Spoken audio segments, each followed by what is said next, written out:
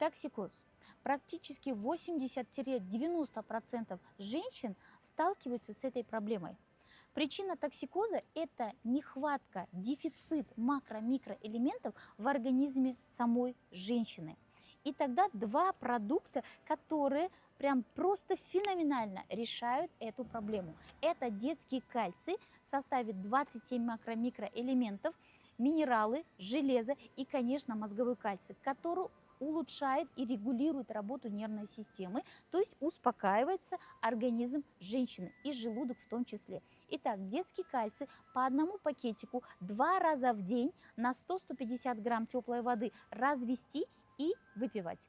Можно по ложечке, если у вас прям сильно выраженный токсикоз.